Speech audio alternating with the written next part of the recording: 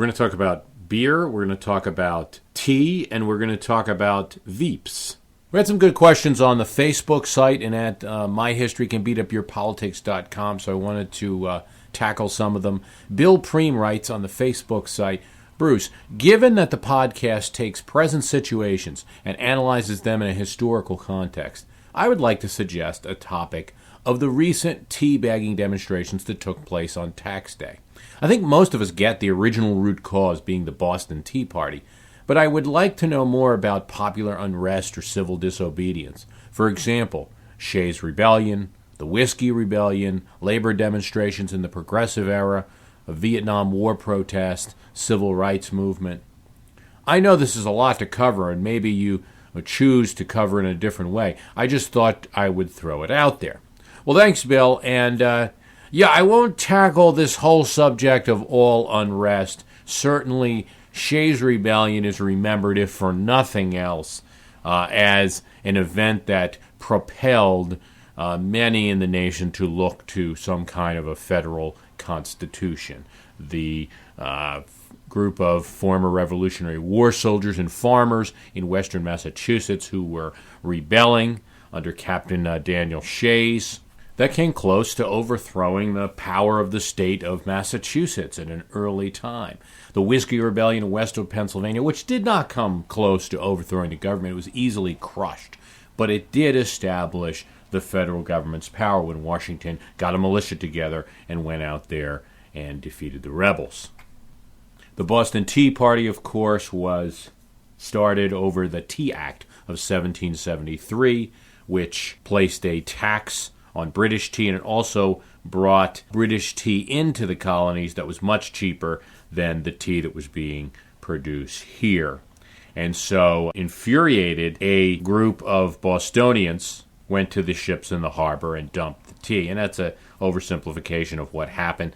Sam Adams promoted the event, publicized the event, and he was a prominent figure in the group that was behind this tea party. Now, the colonies were, in a sense, without representation. The Declaratory Act that Parliament had passed declared that it was the power in all cases whatsoever. Yet the colonies did not send any representatives to Parliament. They did have sympathetic members in England, but they didn't send any representatives that had voting rights directly to Parliament. The colonial legislatures could be overridden at any moment by Parliament. So this is where I have a slight difficulty with any comparison of any kind of protest you have now, including these tea parties, which are being heavily promoted by, I would say, Republican or conservative media outlets, is that there had been an election conducted, we have a new president, Congress has been elected of the same party, and they're implementing the type of things that one would expect given the election that we had and the various promises made. Incidentally, I also think they're implementing some policies that are not too different from at least the tail end of the administration before, which was a Republican president.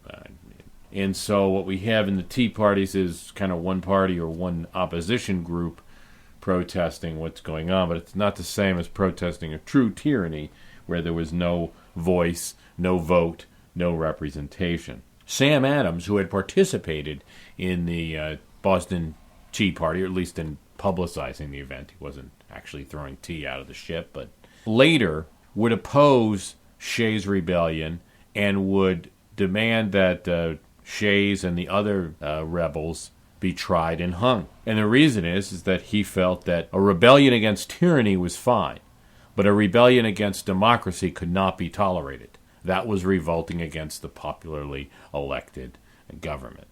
The only thing I'd add here is that organizing is very important in politics, and so from a strategic point of view, these tea parties or anything that gets a base that has some reason for gloom.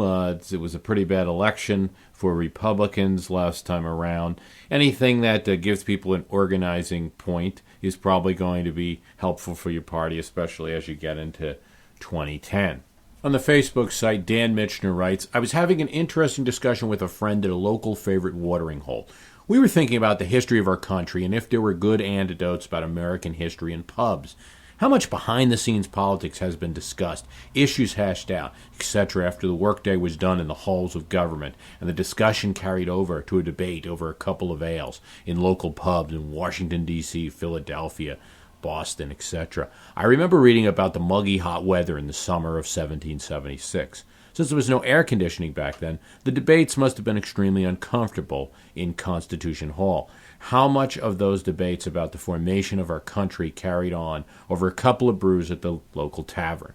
Are there any other anecdotes out there about political decisions or two political rivals meeting to discuss an issue at a local tavern? Curious, and now a little thirsty, so writes Dan. And agreeing with him is Greg Franceth of Kentucky, who wrote, I'm thinking a podcast here, too. I think you could trace it all the way back to William and Mary in Jamestown. If I recollect, Phi Beta Kappa started as a drinking society and has involved some significant historical figures. And you are both right. And yes, absolutely, beer and American politics go together. Beer and colonial life go together. Some of this should not be surprising. The early Americans were, of course, Englishmen, and we know that it's not a new thing that Englishmen have a fondness for beer.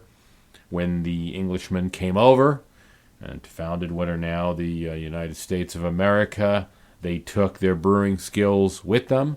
There were many breweries in the colonies, both official and unofficial. Interestingly enough, pubs, or a better word to use would be taverns, played an important role in American politics. And there's three pubs in particular that I'd like to talk about. But the pubs, or taverns, played more than just a role after the fact, or after the meetings were finished and folks went in there to get an ale.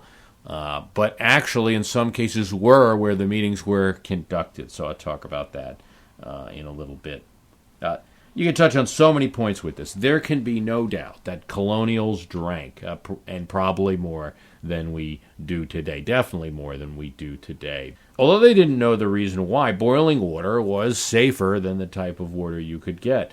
They drank rum, they drank hard liquor, whiskey, cider, because apple trees were so plentiful in the colonies. They drank hard cider and apple jack. Imports, at least in the beginning, were scarce in America, and so it was rare that beer would be imported. This they made their own from local wheat and, where they could get them, local hops. Where hops weren't available, they used some strange things. Dandelions, carrots sometimes were put into the beer. Very often cooked molasses was used to kind of give that a bitter taste to the beer. Beer is proof that God loves us and wants us to be happy, Ben Franklin told his readers in his Poor Richard's Almanac. Although that publication was sometimes whimsical in nature, Franklin knew beer well. As an apprentice printer, he often had to get beer during the day, several times, for the older journeyman printers. George Washington was a fan of a dark beer that you might know if you know beer well, porter beer. Sam Adams, to pay the bills of his political newspapers and activities, worked at the family brewery. Patrick Henry, who gave the famous speech of "Give me liberty or give me death," the Virginia patriot, was a tavern keep before he became a lawyer and a great speechmaker. Taverns were the center of social life in the colonies really since the 1600s. Indeed, the British had encouraged taverns to be developed in the colonies. Once built, a tavern was a bar, but it was more than that. It was a rest stop in that town or village. It was often a hotel, very commonly a meeting place, sometimes a marketplace, a place to do business transactions, rather than going to one's home or another's home. A restaurant, certainly, even a courthouse at times, and in some cases, a tavern could be used as a church. So a word of caution if we are listening to this and thinking that, hey, when I go to my sports bar and watch a baseball game and guzzle down beer and buffalo wings or what have you. I'm doing the same thing that Ben Franklin and all those guys did. But maybe these taverns were a little bit more than your average pub. They did have a bar area, certainly. They were also very restaurants, and they could be used for purposes. But many times when meetings were conducted, beer would be served. The British, in order to encourage colonial militias, you've got to remember, even though these militiamen would end up fighting the British, at first, in the British colonies, it was the civil defense system, and it was the British defense system. The British didn't want to send a lot of soldiers over to the colonies to protect against the French and the hostile Indian tribes around America. So they wanted to encourage militia units. One great way to get a militia out is to have a meeting and have drill day at the taverns and serve beer. Help to get a crowd. It is a little surprise, then, when I tell you that taverns played an important role in American politics.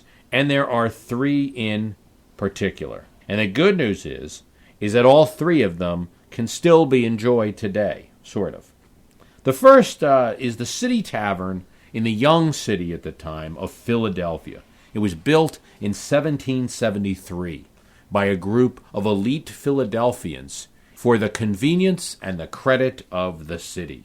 At that time, city elders felt in order to grow, the city needed a nice first-class tavern.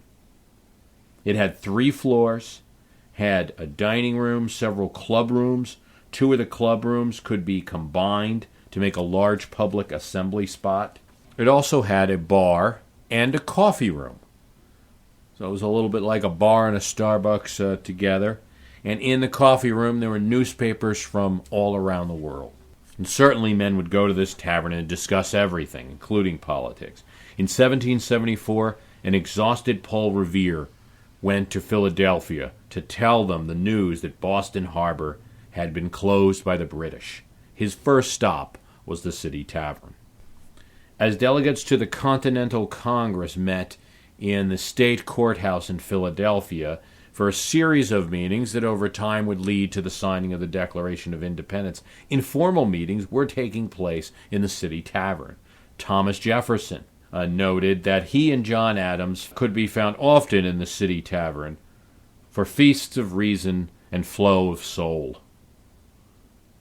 It's pretty obvious that soul wasn't the only thing flowing at those tables. It was also a favorite haunt of Benjamin Franklin, who could often be seen in the dining room. The City Tavern also played a role some 11 years later when the city was hosting what would later be known as the Constitutional Convention. And when the debates were going on, yes, indeed, as delegates met in the state courthouse, they were also having informal meetings at the City Tavern and talking quite often. At the signing of the document, all of the delegates still there in Philadelphia, some had walked out, of course, celebrated with a dinner at the tavern. And beer was certainly part of that. As George Washington would ride up to New York to take the office and become the first president under that Constitution, he would first stop at the City Tavern for a dinner and no doubt some beers. The City Tavern is still there in Philadelphia. It had been destroyed by a fire in the 1850s, but it's been restored, so you can go there and have an experience of being in the same place that Washington and Franklin and Jefferson and Adams went to. The Green Dragon Inn is Boston's colonial tavern on Union Ave in the North End. It was the site where Sam Adams and others met as the group known as the Sons of Liberty, and planned activities in Boston and planned communications in terms of reaching out with other colonies. Paul Revere would start his rides here at the Green Dragon.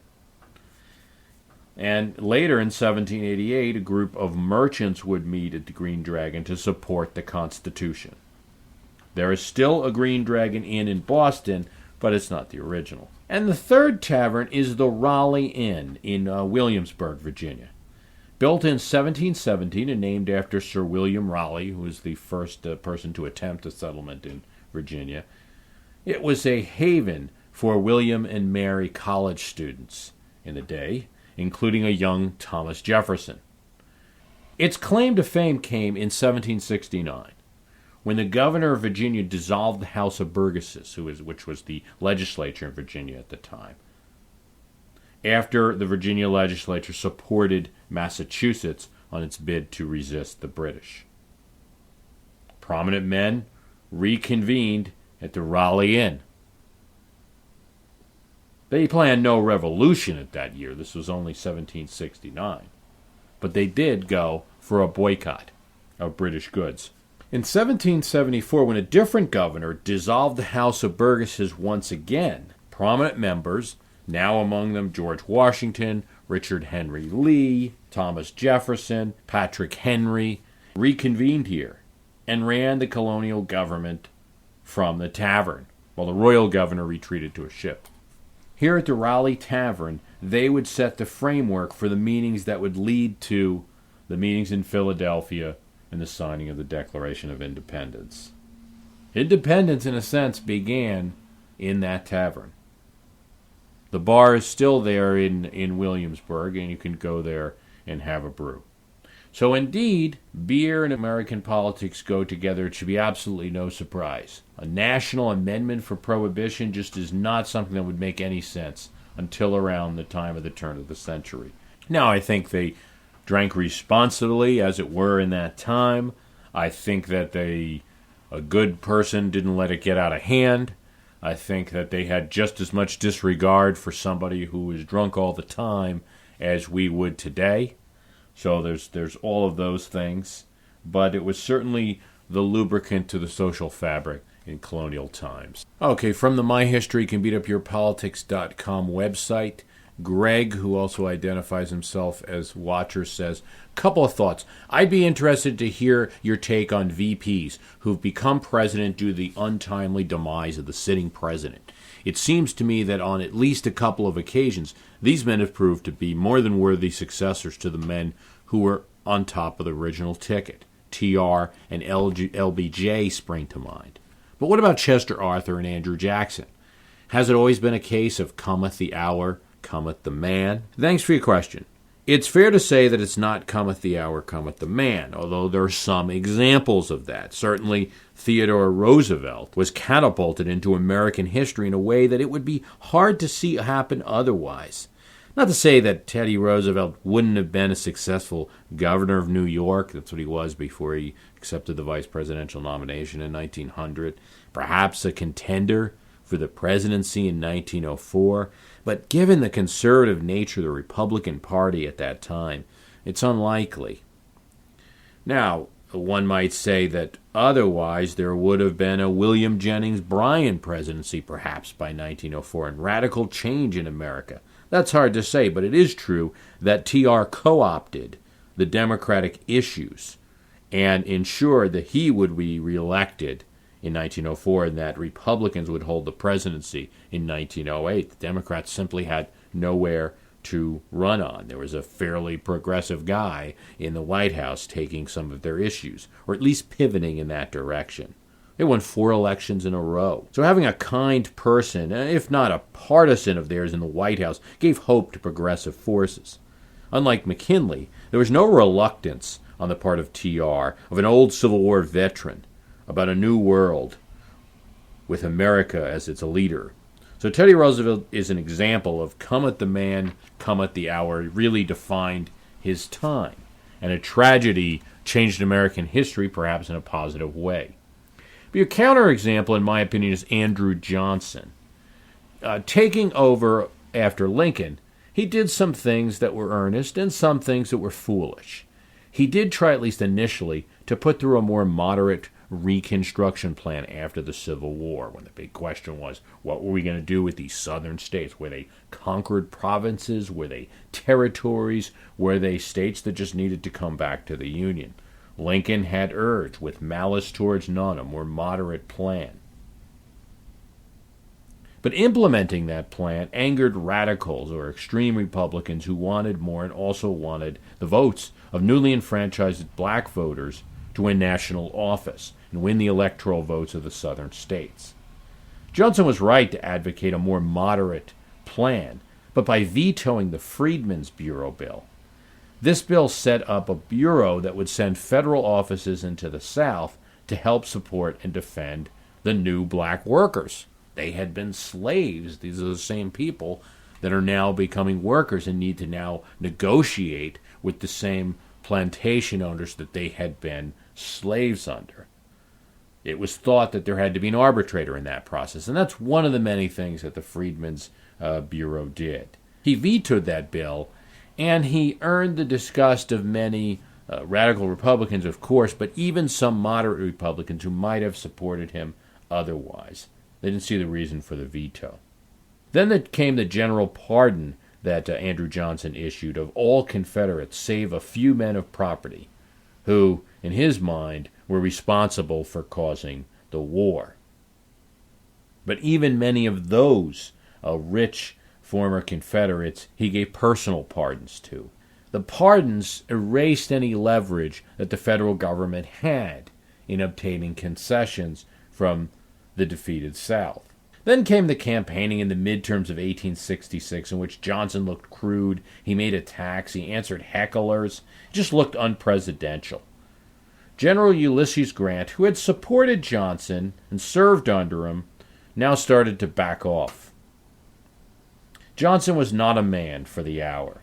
You can make a case for Andrew Johnson. You can definitely look at a very complex situation, trying to enforce law in the South after it had been defeated when Americans or Northerners at the time wanted their soldiers home back up north. How were we going to keep a substantial force enough down there to keep the South under an occupation? And you can look at it as, was it the right thing to keep Southerners under occupation? Do we have to start bringing them back into the fold? But it's hard not to assign some blame to Johnson for his clumsy efforts in Reconstruction. In personality, the other President Johnson had some interesting similarities. He was gruff, he was irritable, he was paranoid according to some, but he was more effective than Andrew Johnson. Lyndon Johnson's leadership passed Kennedy's Civil Rights Bill and his Great Society programs that had been stalled for the most part. Now, whether or not Lyndon Johnson is a greater man than Kennedy is certainly up to debate. I think that Kennedy could have probably been in better shape politically after a re-elect in 1964. But Johnson did it, and that's the example we have in history. Arthur, and his Chester Arthur, John Tyler, and Millard Fillmore make interesting examples because the presidents they succeeded were not in long enough, perhaps, to make strong impressions. Chester Arthur deserves more credit than he gets. He was instrumental in passing a civil service reform and changing the federal government from a total spoils system to one of along the lines of merit. It didn't quite get there immediately under his administration, but went in that direction. He worked along with a Democratic Senator, George Pendleton of Ohio, who 20 years ago was the Democratic candidate for vice president. Chester Arthur also helped to build up the American Navy, which came in very handy in later years. And he opposed some laws which were he saw as anti-immigration. I have to say about Garfield, the man he succeeded, that, and it's all speculation on my part, but Garfield might have been, there might have been more there than meets the eye, based on his handling early on of the political bosses before he was shot. So it's hard to say whether Arthur was better than Garfield. That's just tough. I mean, there just wasn't enough time. Millard Fillmore passed through the Compromise of 1850, which, on the positive side, you could look at it. He saved us from the Civil War for about 10 years. And the compromise might have worked. It did bring in California as a free state. It did ban the slave trade in Washington, D.C., which started to really give a sense that the momentum was against slave owners and slavery. That while it didn't affect slavery in the South, the Compromise of 1850 was showing where there was going to be an end to slave trading. But it also instituted the Fugitive Slave Act, which meant that now Millard Fillmore had to enforce the law and slaves had to be returned to owners when they ran away. This made him extremely unpopular. Fillmore was not a great president. It was hard to tell if he was better or not than Taylor, because Zachary Taylor had not served that long. And his reputation was damaged very much by his run in 1856 on the Know Nothing or American Party, which was an anti-immigrant, anti-Catholic party. John Tyler's big accomplishment was probably succeeding to the presidency itself. He set the pattern for a vice president to succeed to the presidency after William Henry Harrison's death. He's then probably best known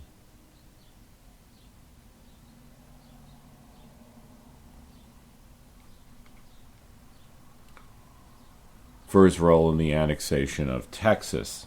But he really did that just a few months before James Polk took office and probably would have ended up doing it himself. Other than that, he battled a lot with his own Whig party and didn't get too much done. Hard to call him a great president. So those are a few examples of vice presidents. I don't think it's come at the man, come at the hour in every case. Although succeeding to the presidency after being vice president does give a person a tremendous opportunity and a reservoir of goodwill from the American people. I want to thank you for listening. The website is myhistorycanbeatupyourpolitics.com. It's great to see so many people on the Facebook site, the fans of myhistorycanbeatupyourpolitics.com. You can post a question in either place. You can post a discussion at the Facebook site. You can either run a search at the Facebook site, or if you go to myhistorycanbeatupyourpolitics.com, there's a link for it. Also on that site is the archive of myhistorycanbeatupyourpolitics.com. That's 1995. If you go in there, you can have access to hours of podcasts on a variety of issues that affect today's politics, but that have some basis in American history as well, and we'll talk about it. Hours and hours of podcasts. It's 1995. You'll also get some extras in there. One of them is History Picked the President. This is a look at the last election and how history played a role. It also looks at some of the standard political factors, demographics and politics, how various demographics changed across the country in 2008. That's available on the website either as its own unit for $3.99, or if you buy the archive at $19.99, you get that. You get a book on representation and some of the other extras that we're going to publish in the future. We're working on extended podcast on the signers of the Declaration of Independence that will be available for the archive subscribers. Thanks for listening. Website myhistorycanbeatupyourpolitics.com.